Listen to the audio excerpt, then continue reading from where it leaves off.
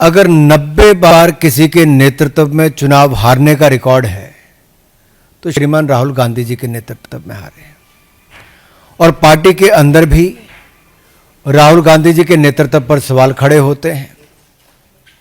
अब जब वो चुनाव हार जाते हैं तो ईवीएम पर प्रश्न चिन्ह खड़ा करते हैं, तो कभी वोटर्स पर ठीकरा फोड़ते हैं। और यही नहीं, आप अनेकों उदाहरण देखिए। जब कांग्रेस ने कहा EVM is rigged for BJP, EVM machine की हेराफेरी कांग्रेस कहती रही।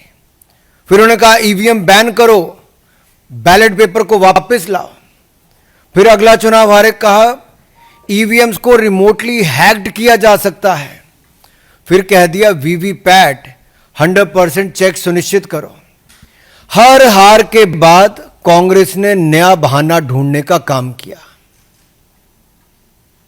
आत्मचिंतन, आत्मनिरीक्षण कांग्रेस ने नहीं किया, लेकिन आरोप ईवीएम इलेक्शन कमीशन से लेके संवैधानिक संस्थाओं पे बार बार लगाते रहे।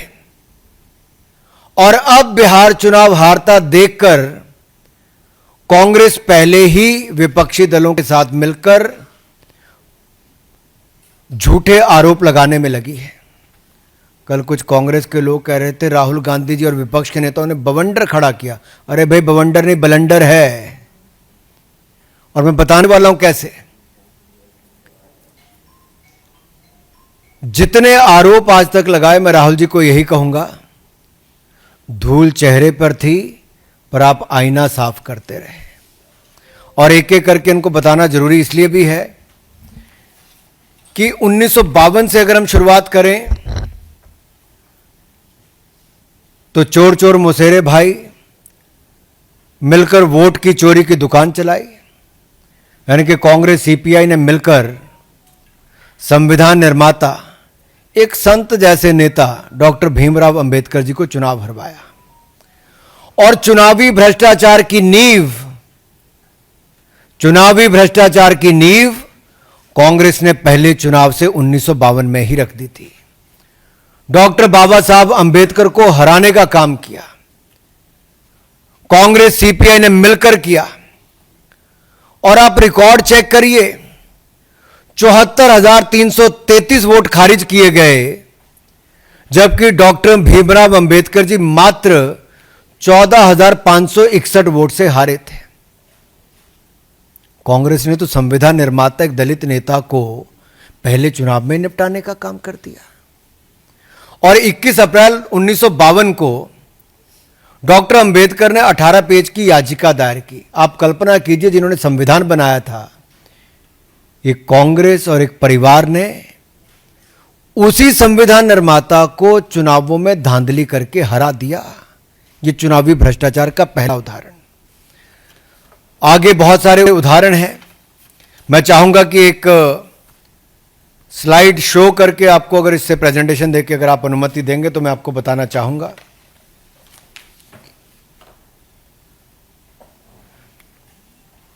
अगर आप पहली स्लाइड पर देखें तो बहुत स्पष्ट दिखता है कि 1952 में, जो मैंने अंबेडकर जी का उदाहरण दिया, 1957 में बूथ कैप्चरिंग करके कांग्रेस ने काम किया। 1967 में कांग्रेस ने जेएंडके में, जम्मू कश्मीर में पूरी तरह से, एक तरह से रिगिंग करके विरोधियों के नॉमिनेशन तक खत्म करवा के ये सब कार्य कर दिए। और सरदार पटेल पे तो आज मैं क्या कहूं, वो तो कांग्रेस ने अंदर ही अंदर उनके साथ जो किया, नहीं तो सरदार पटेल शायद पहले प्रधानमंत्री होते। तो रिगिंग पार्टी के अंदर भी और देश के चुनाव में भी कांग्रेस की करने की आदत रही है। और जस्टिस सिन्हा ने जो इंदिरा गांधी जी को 2 अकाउंट्स पे गिल्टी किया था, वो आप देखिए इलेक्टोरल माल प्रैक्टिस के लिए किया था। और 1975 में जब ये उन्होंने कहा, तो 1971 के चुनाव में सरकार के सत्ता का दुरुपयोग सरकारी मशीनरी का, सरकारी कर्मचारियों का कैसे किया जा सकता है, यह कांग्रेस की एक बड़ी नेता ने करके दिखाया। और चुनाव उनको फिर उसके खिलाफ जजमेंट आई, देश को बाद में आपातकाल झेलना पड़ा। 1987 में नेशनल कॉन्फ्रेंस के साथ मिलकर लार्ज स्केल रिगिंग कांग्रेस ने की।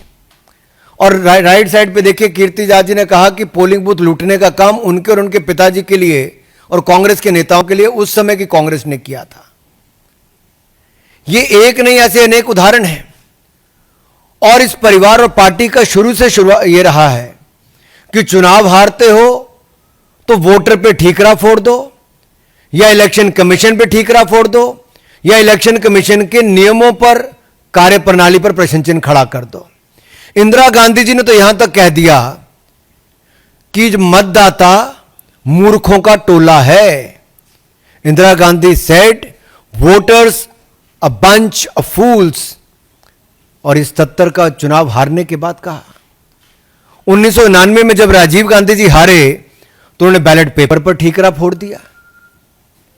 वो उस समय कहते थे इलेक्ट्रॉनिक मशीन लाओ, आज उनके सुपुत्र राहुल गांधी जी कहते हैं कि भाई ईवीएम बंद करो, वापस बैलेट पेपर पे जाओ। और ये एक के बाद महाराष्ट्र, हरियाणा, दिल्ली, अनेकों राज्यों और देश में 3 बार लगातार चुनाव हारने के बाद, 90 चुनाव हारने के बाद राहुल गांधी जी आरोप प्रत्यारोप पर लगातार जारी हैं। अब इनका मॉडस ऑपरेंडी क्या है राहुल जी का? चुनाव हारो, झूठे आरोप लगाओ, कभी इलेक्शन कमीशन में कंप्लेंट दर्ज मत कराओ, कभी सबूत मत दो, और लोकतंत्र को फर्जीवाड़ा करके एक तरह से जनता को भ्रमित करने का काम करो, लोकतंत्र को नीचा दिखाने का काम करो। मेरा राहुल गांधी से सीधा सवाल है, किस बात का डर है राहुल जी? शपथ पत्र नहीं देते, सबूत नहीं देते, झूठे आरोप लगाकर भाग जाते हो, और यही आपका तरीका हो गया है। भ्रम फैलाया चुनाव के समय संविधान का लेकर, आज संवैधानिक संस्थाओं पे प्रश्न चिन्ह खड़ा करते हो। और ये देखिए, शूट एंड स्कूट का इनका पुराना है। इलेक्शन कमीशन ने राहुल गांधी जी को बुलाया, वोटर रोल इशू पे नहीं गए। उनको कहा एविडेंस दे दो, बार बार कहा, नहीं दिया राहुल गांधी जी ने और कांग्रेस पार्टी ने। और यहां तक कि representation of peoples act, RP act में अगर देखें सेक्शन 80 में, तो नो इलेक्शन पिटीशन फाइल की इनके किसी भी नेता ने, किसी चुनाव लड़ने वाले ने। और अगर आप दाहिनी ओर देखेंगे तो इंडियन नेशनल कांग्रेस और आरजेडी को, ये पूरा चार्ट देखिए आप ध्यान से। इलेक्शन कमीशन आज 13वां दिन हो गया लगातार बिहार में, वहां तो इनकी कोई इस तरह की बातचीत नहीं है, खुले मन से इलेक्शन कमीशन बात सुन रहा है, बिहार के लोगों को कोई दिक्कत नहीं है। लेकिन जब इनके पास बिहार में मुद्दा कोई नहीं बचा, चुनाव में जाने से पहले हार स्वीकार कर ली, तो अब झूठे आरोप लगाते हैं। अब राहुल गांधी जी का झूठ न्यू वोटर एडिशन पर देखिए साफ दिखता है। महाराष्ट्र का मैं आपको उदाहरण देना चाहता हूं। उन्होंने आरोप लगाया था कि वोटर एडिशन बहुत होगी। मैं आपको आंकड़े दे रहा हूं। 2004 में 4.7% वोट की वृद्धि हुई, यूपीए की सरकार थी। 2009 में वृद्धि हुई 4.1% की, फिर यूपीए की सरकार बनी। अब उस समय महाराष्ट्र में किसकी सरकार थी? इन्हीं की थी भाई। लेकिन जब 2019 और 24 की बात आई तो 1.3% और 4.4%, और 2014 में मात्र 3.4%। ये कम है 2004 और 2009 से। तो मैं राहुल गांधी जी से पूछना चाहता हूं और विपक्ष से पूछना चाहता हूं, क्या आपने उस समय वोट चोरी की थी, वोट फर्जीवाड़ा किया था? चुनाव आपने वैसे जीता था। आप देश के मतदाता को नीचा दिखाने का कांग्रेस पार्टी काम कर रही है। अपमान कर रहे हो आप देश के मतदाताओं का। और अगर आपको इस स्लाइड से अगला देखिए, उन्होंने दूसरा आरोप लगाया था कि 5 बजे के बाद कहते बहुत वोट बढ़ गए, जो 5 बजे से पहले कम पड़े थे। यह स्लाइड आपके सामने है। 5 बजे से पहले 58 लाख वोट 1 घंटे में पड़े, प्रति घंटा 58 लाख वोट पड़े, और 5 बजे के बाद 32.5 लाख वोट प्रति घंटा पड़े। तो स्पष्ट है कि राहुल गांधी जी के आंकड़े भी झूठे हैं और वो भी झूठे हैं। झूठ बोलो और भाग जाओ, आरोप लगाओ भाग जाओ, सबूत मत दो, केवल आरोप लगाओ, भ्रम फैलाओ। और कांग्रेस पार्टी ने जो फॉर्म 17C है उनके सभी एजेंट ने साइन किया, कोई डिस्प्यूट नहीं हुआ। अगर उनके पोलिंग एजेंट कोई आरोप नहीं लगाते तो आप क्यों कैसे कह सकते हो? कोई इलेक्शन पिटीशन आज तक फाइल नहीं की कांग्रेस के किसी नेता ने, तो आज इस तरह के झूठे आरोप क्यों लगते हैं? और कांग्रेस में आंतरिक लोकतंत्र खत्म हो चुका है। के.एन. राजन्ना ने, कांग्रेस के वरिष्ठ नेता, जब अपनी पार्टी पर सवाल खड़ा किया कि भाई हमारी सरकार थी 2024 में कर्नाटक में कांग्रेस की, जब ये वोटर लिस्ट बनी तब आप आंखें मूंद करके बैठे थे, हाथ पे हाथ धर के बैठे थे, तब क्यों नहीं बोले? तब तो मुंह में दही जम गया था, होंठ सिल गए थे। जब उन्होंने बात कही तो उनको नोटिस नहीं दिया। फिर एक बार दलित नेता के ऊपर गाज गिरी। कांग्रेस ने उनको नोटिस तो छोड़ी, उनको बर्खास्त करने का सीधा आदेश राहुल गांधी जी ने दिया। कांग्रेस में आंतरिक लोकतंत्र खत्म हो चुका है। और देखिए इसमें भी आंकड़े, अब दाहिनी तरफ देखिए, धुले सीट पे मैं बता रहा हूं आपको स्पष्ट दिख रहा है कि कैसे माइनॉरिटी डोमिनेटेड मालेगांव में, मालेगांव सेंट्रल में 1,94,000 वोट जो एक विधानसभा में पड़े उसने एक तरफा कर दिया, जबकि बाकी 4 विधानसभाओं में 1,90,000 की हमारी लीड थी। तो ऐसा तो कई है। और ये सब तब हो रहा है जब राहुल गांधी जी को और विपक्षी दलों को अपने घुसपैठिए वोट बैंक पर नजर है, उनको बचाना चाहते हैं। ये तुष्टीकरण की राजनीति, ये बार बार कांग्रेस की और विपक्षी दलों की तुष्टीकरण की राजनीति आती है। ये एक वर्ग को देखकर अपना वोट बैंक साधते हैं और उसके लिए किसी भी हद तक भय भ्रम फैलाने का काम करते हैं, झूठे आरोप लगाने का काम करते हैं और एक घुसपैठ करने वाले को संरक्षण देने का लगातार काम पीढ़ी दर पीढ़ी और दशक दर दशक ये कांग्रेस ने करने का काम किया है। और जब SIR लाए कि ये जो फर्जी वोट अगर बनते हैं तो उसकी सफाई हो, सच्चे भारतीयों को, पक्के नागरिकों को वोट का अधिकार उनका ना छिने, लेकिन जो घुसपैठिए हैं, जो फर्जी वोट बना है, उनके वोट को खत्म किया जाए, तो उसका विरोध कांग्रेस पार्टी करती है।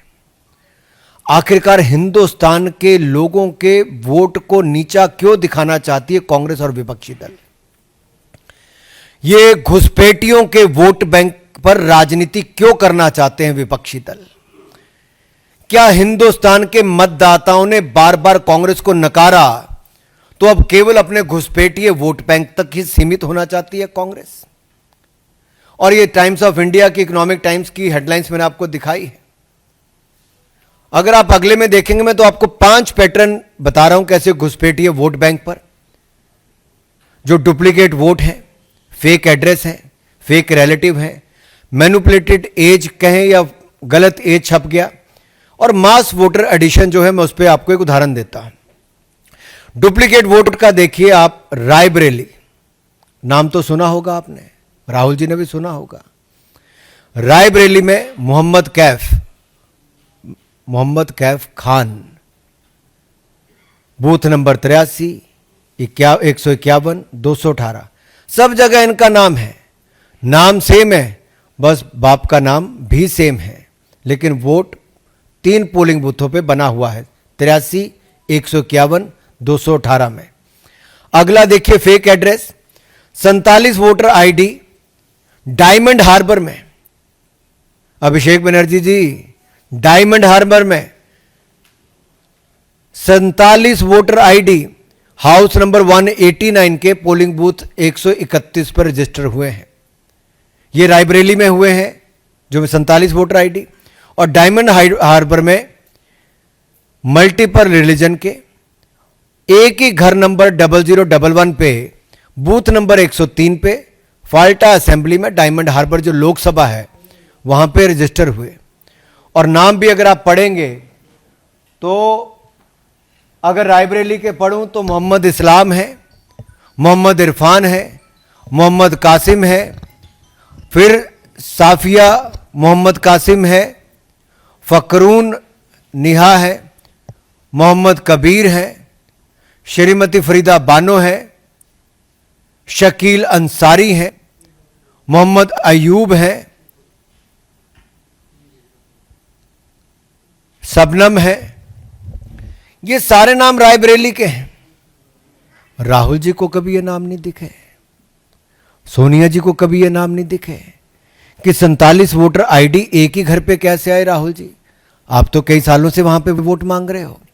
अगले पे देखिए, फेक रिलेटिव की आप बात करते हैं। खुर्शीद आलम एक ही रहता है, लेकिन इनका बाप बार बार बदल जाता है। खुर्शीद आलम वहीं रहते, बाप बदल जाता है भाई वोटर लिस्ट में। अगर आप देखिए कहां पे, डायमंड हार्बर में। अभिषेक जी जाइए, कभी मिलके तो आइए और पता कीजिए क्या खुर्शीद आलम के पिताजी एक ही हैं कि अलग अलग बदल गए हैं, और इनका नाम कैसे बार बार बदल गया है। और यही नहीं, जो आप ज्यादा उम्र के वोटर्स की बात करते हैं, तो कैसे निलंबर में, वायनाड में, और वायनाड में तो मुझे भाई साहब श्रीमान राहुल गांधी जी 2 बार चुनाव लड़े, श्रीमती प्रियंका गांधी जी 1 बार चुनाव लड़ी। तो दोनों से मैं पूछता हूं, ये जो नए वोटर की एडिशन हुई है 102, 101 साल, 99 साल, ये नए वोटर है। तो आपने तो 3 बार वोट ले लिया भाई। तो क्या आपने अपने बीएलए से, अपने पोलिंग बूथ एजेंट से आपने वोट मांगे? आपने कभी नहीं देखा। तो कैसे हुआ ये? और आगे देखिए, मास वोटर एडिशन की बात करूं, 301/1724 में से 301 बूथ में डायमंड हार्बर में 15% वृद्धि हुई है पिछले 4 सालों में, और सारे टीएमसी ने जीते हैं। वे बल्क एडिशन है भाई। फाल्टा में 17, डायमंड हार्बर में 35, विष्णुपुर में 92, महेशताला में 89, बाजबाज में 32। अभिषेक बनर्जी जी कहां हो आप? देखिए क्या डायमंड हार्बर में, चेक करिए, वहां पे सरकार भी आपकी है, बीएलओ भी आपके हैं, बीएलए भी आपके हैं। तो क्या आप चुनाव इसीलिए जीत रहे हो? ये जो फर्जी वोट एडिशन के आपके अनुसार हो रही है। और जब कांग्रेस ऐसे वोट चोरी के झूठे आरोप लगाती है, तो इसके पीछे कांग्रेस का गेम प्लान नजर आता है, जो घुसपैठिया वोट बैंक।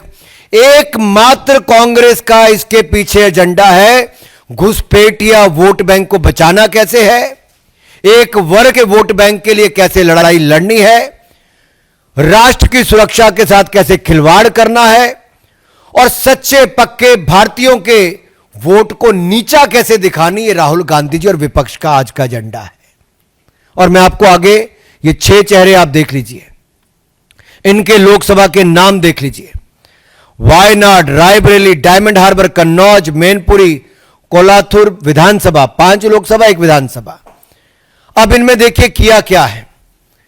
वायनाड में 93,499 डाउटफुल वोटर हैं, जिनमें से 20,438 डुप्लीकेट वोटर हैं, 17,450 फेक एड्रेस के साथ हैं, 4,246 मिक्स्ड हाउस होल्ड है, और 51,365 वोटर मास एडिशन में हुए। अब आप नाम देखिए साहब, मैमूना नाम है, बूथ नंबर 135 है, और फिर वो 115 पे भी वही है, फिर 152 में भी वही है। विधानसभा 1 है इरानाड, लेकिन पोलिंग बूथ 135, 115, 152 में मैमूना बार बार वोटर बन जाती है। लेकिन राहुल जी प्रियंका जी को पता नहीं चलता, क्योंकि उनको चुनाव जिताती हैं। और यही नहीं, 17,450 फेक एड्रेस, इसके उदाहरण आपके सामने। 52 वोटर आईडी एक ही घर पे 52 नंबर पोलिंग बूथ पे वंडूर असेंबली में हुए। राहुल जी आप क्या कर रहे थे? प्रियंका जी आप क्या कर रही थी? आपके बीएलए क्या कर रहे थे? फिर 4,246 वोटर मिक्स हाउस होल्ड के साथ, ये वलिकमुट्टुमल बूथ नंबर 24 में थिरुवंबडी असेंबली में हुए, और ये एक ही हाउस नंबर चंदौरी में पोलिंग बूथ नंबर 41 पे कलपट्टा असेंबली में हुए। मल्टीपल रिलीजन के लोग हैं भाई, कैसे हो गए? फिर लिली कुट्टी, इनका आप देखिए, उम्र है 102, कमलम्मा की उम्र है 101, पारू की उम्र है 101, और ये नए वोटर के रूप में ऐड हो गए। तो राहुल जी, प्रियंका जी, आप क्या कर रहे थे? 51,365 वोटर मास एडिशन हुई अन्नम्मा के नाम से 99 साल की उम्र में, थेरेसी अम्मा की 99 ईयर्स की उम्र में, खादीजा की 99 ईयर्स की उम्र में। तो ये कैसे हुआ? और केरला जहां बार बार आरोप लगता है इस तरह के कारनामों का, तो क्या राहुल जी, अमेठी में हार के बाद वायनाड आप इसीलिए गए थे कि वहां फर्जीवाड़ा आपके लोगों ने आपको चुनाव जिताने के लिए किया था? ये डुप्लीकेट रजिस्ट्रेशन कराने का काम क्या आपके लोगों ने किया था? और यूडीएफ एलडीएफ ने जो इस्लामिक रेडिकलाइजेशन का काम किया है और जिसको भारतीय जनता पार्टी वहां पे बार बार चुनौती देती है, और आप वहां पे फर्जी वोट क्या बनाने का काम करते हो आप लोग? प्रियंका जी, अब तो आपको गिफ्ट दिए, गिफ्ट तो नहीं मैं बोलूंगा, लेकिन राहुल जी ने सीट छोड़ी तो आपको चुनाव लड़ने का मौका वहां पे मिला। तो क्या आप वहां से इस्तीफा दोगे? जो कल से विपक्ष कहता है इस्तीफा दो, तो क्या ये इस्तीफा देंगे? क्या राहुल जी इस्तीफा देंगे? रायबरेली में 2,99,000 डाउटफुल वोटर्स, ये देखिए कैसे हैं। इसी में Mohammad Kaif Khan 83 number polling booth पे भी है, 151 पे भी है, 218 पे भी है। और आगे देखिए 71,977 ये फेक एड्रेस हैं। 47 वोटर आईडी एक ही घर हाउस नंबर 189 में 131 नंबर पोलिंग बूथ पे रायबरेली में बने हैं। 31 वोटर आईडी हाउस नंबर 86 पे बने हैं हरचांदपुर में। तो राहुल जी कैसे बन गए? जवाब दीजिए। 15,853 वोट अब ये बने हैं कहां पे? हाउस नंबर 7 में, फिर हाउस नंबर 4 में बने हैं, पोलिंग बूथ नंबर 292 232 में बने हैं। फिर अगला देखिए 92,747 नए वोटर्स की एडिशन हुई, मास एडिशन हुई। आप नाम सुनिए, आपको पता चल जाएगा क्या हुआ है। सैदून, नाम क्या है? सैदून 89 ईयर्स एज, अब्दुल हक 85 साल की उम्र, सद्दाम 91 साल की उम्र। तो सैदून, अब्दुल हक, सद्दाम 99, 85, 91 साल की उम्र में पहली बार के वोटर बताते हैं। मोहम्मद याकूब 92 साल, हसमतून 85 साल, ये नए वोटर आपके बन जाते हैं। अब इस तरह से फेक बर्थ सर्टिफिकेट आप लोग दिलाते हो, वोटर आप लोग बनवाते हो, फर्जीवाड़ा आप लोग करते हो। और जब इलेक्शन कमीशन इसकी सफाई की बात करता है कि ऐसी इंटेंसिव सफाई चलनी चाहिए, कार्रवाई होनी चाहिए, तो आप अपने घुसपैठी वोट बैंक को, एक स्पेशल वोट बैंक को बचाने के लिए आप रिफॉर्म्स को रोकने का काम करते हो। और ममता बनर्जी जी से मैं सवाल पूछना चाहता हूं भाई, आप 2005 में लोकसभा में, मुझे आज भी याद है, स्पीकर की चेयर के पास जाके फेंक दिए थे उन्हें कागज जोर से, और कहा था बांग्लादेशी घुसपैठियों को वोट बैंक बन रहा है और ये लिस्ट में उनके नाम है, आप लोग रोकने का काम नहीं करते हैं। तो ममता बनर्जी जी, आज अगर सफाई होने का काम होता है तो फर्जी घुसपैठिए जो वोट बैंक है उसकी सफाई अभियान पे आप रोक क्यों लगवाना चाहते हो? क्या तब आप दिखावा करते थे और आज घुसपैठिए वोट बैंक को बचाने के लिए ममता बनर्जी जी घड़ियाली आंसू बहा रही हैं? क्या राहुल गांधी जी वोट चोरी के आरोप में अपनी इस्तीफा देंगे? डायमंड हार्बर पे आ जाते हैं साहब, छोटा मोटा वोट नहीं, 2,59,779 वोट, और ये सारे आंकड़े देखिए सामने। अब डुप्लीकेट वोट कौन है? जाकिर हुसैन मोला, साबिद अली मोला, मौला ही मौला है। कोई जाकिर है, कोई साबिद अली है, कोई शबाना खातून है, और शाबिदा खातून तो एक नहीं। अभिषेक जी की कृपा से कहां कहां पहुंच गए सारे। पश्चिम बंगाल की बात आई तो पहुंच गए ठीक जगह। तो वापस आते हैं अभिषेक जी के जगह पे, और डायमंड हार्बर में देखिए काम कैसे है। जाकिर हुसैन मौला, सोबिद अली मौला, शबाना खातून, 3-3 जगह इनके वोट बन गए साहब। Polling station 152, polling station 50, polling station 86 और 28 वोटर आईडी एक ही घर पे हाउस नंबर 1 पे बने, 265 नंबर पोलिंग बूथ पे, डायमंड हार्बर असेंबली कॉन्स्टिट्यूंसी में। नाम आपके सामने है, सब पता चल रहा है कौन नाम है, क्या पृष्ठभूमि है। 111 वोट आईडी एक ही घर पे 66 नंबर पोलिंग बूथ पे हाउस नंबर 97 में बने। खुर्शीद आलम, नाम खुर्शीद आलम का वही रहता है, पिता का नाम, बाप का नाम बार बार बदलता है। अब्दुल मजीद, तोजदे लश्कर, ये बार बार देखिए अपना एजेंडा चला के इन्होंने कैसे ये फर्जी वोटवाड़ा किया है, घुसपैठी वोट बैंक। और घुसपैठ कितनी है वोट बैंक की आप देख सकते हैं। हाउस नंबर 11 में कितने वोट बने, हाउस नंबर 26 में कितने बने, ये फाल्टा विधानसभा और बिशनीपुर विधानसभा का आता है। और 225 बूथ पे फिर कितने पोलिंग वोट बने, 43,947 वोट मिक्स हाउस होल्ड में जाके बना दिए। और मास एडिशन जो हुई है, थोक में जो वोट बना है वो 56,564, सरीमन बीबी, हमीदा बीबी, सलेहा मौला, राजमन शेख, अजूफा मौला। अरे भाई, ये सारे लोगों के नाम आपके यहां पर आ गए। तो मैं आपसे सिर्फ इतना पूछना चाहता हूं कि आप आखिरकार ऐसा क्यों कर रहे हो?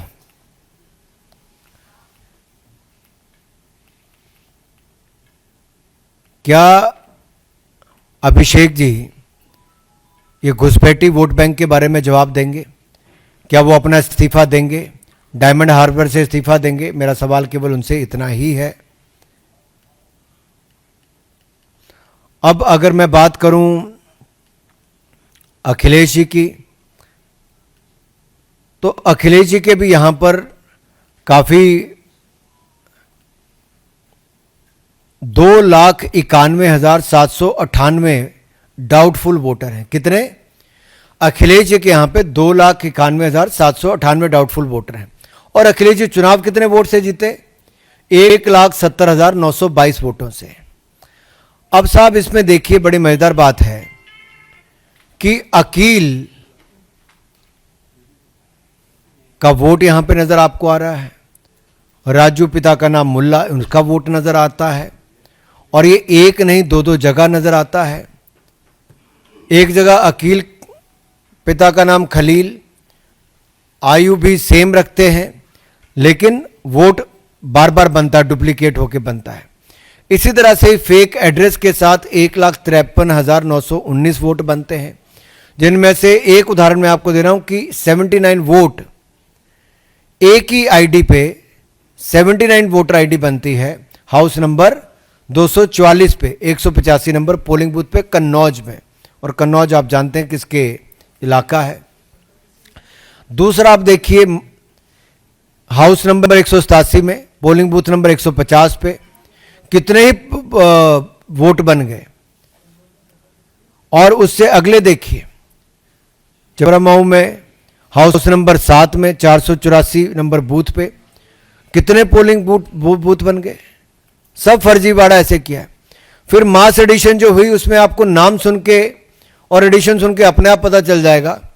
रोजी बेगम 120 साल उम्र, मुफीद 107 उम्र, कहाँ पे?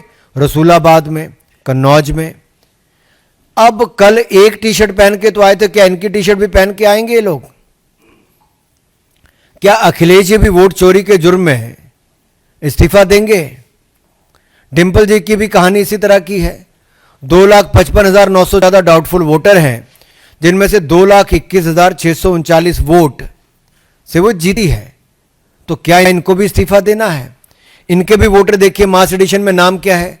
सबरी बेगम, हमदीन बेगम, शाह मोहम्मद, उम्र कितनी है? 78 साल, 81 साल, मोहम्मद शाहबाज, नूर मोहम्मद रहमानी, निसार बानो 79 साल उम्र, 83 साल उम्र, 84 साल उम्र। अब डिंपल जी से मेरा सवाल यह है, क्या वो भी इस्तीफा देंगी? और कोलत्तूर में 19,476 डाउटफुल वोटर हैं स्टालिन जी के यहां पे, और आप देखिए 9,133 वोटर फेक एड्रेस पे कैसे बने हैं। हाउस नंबर 11 पे 30 वोटर आईडी एक ही घर पे बन गए, 84 नंबर पोलिंग बूथ पे कोलत्तूर असेंबली सेगमेंट में। मोहम्मद अमीन, जफर अली, आरिफा, आयशी बीबी, अनवर, रईफुल्ला, रफ़ीउल्ला, ये तीन तीन नाम, रफ़ीउल्ला के तीन तीन वोटर आईडी बन गए भाई। स्टालिन जी कहाँ हो? Mister Stalin, my question to you is how Rafiullah name appears 3 times on polling booth number 157. Is it a mistake or is it done purposefully? And similarly, such more examples are given here. अब अगर आप ये headlines को देखेंगे तो घुसपैठिए vote bank को बचाने के लिए राहुल गांधी जी एसआईआर पर प्रश्न चिन्ह खड़ा करते हैं, स्टालिन जी एसआईआर पर प्रश्न चिन्ह खड़ा करते हैं, सोनिया जी, प्रियंका जी प्रश्न चिन्ह खड़ा करते हैं, अखिलेश जी प्रश्न चिन्ह खड़ा करते हैं। लेकिन आज बड़ा प्रश्न चिन्ह अभिषेक जी हों, राहुल जी हों, प्रियंका जी हों, सोनिया जी हों, स्टालिन जी हों, अखिलेश जी हों, इन सबके लोकसभा से विधानसभा क्षेत्रों में जो वोटों का फर्जीवाड़ा और जो मल्टीपल वोट बनाए हैं, वो अपने आप में दिखता है कि इसके पीछे खेल केवल अपने घुसपैठी वोट बैंक को बचाने के लिए है। मैं आपसे इतना ही कहूँगा, महाराष्ट्र में भी मैं आपको उदाहरण मैंने दिया था।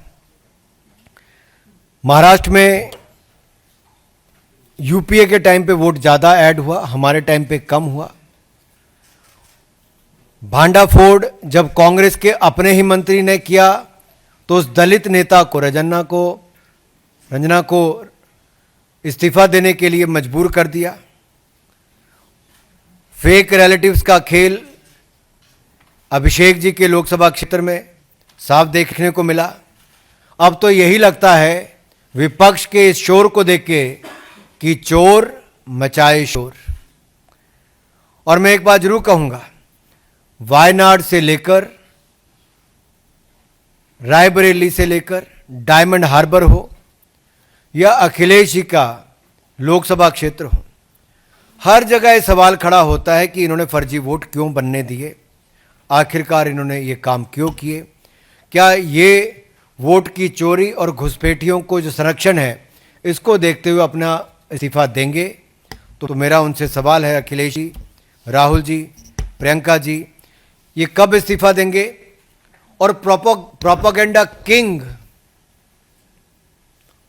किंग तो आपको पता ही है कौन है,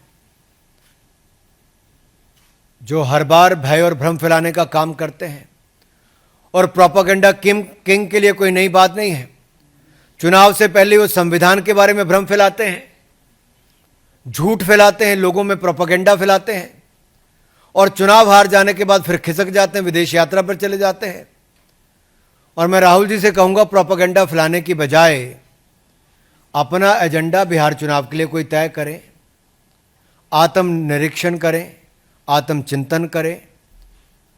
और जो देश की जनता ने मोदी जी को बार बार जिताया, भारतीय जनता पार्टी को बार बार जिताया, देश की जनता को गाली देना बंद करें, देश की जनता के वोट का अपमान बंद करें।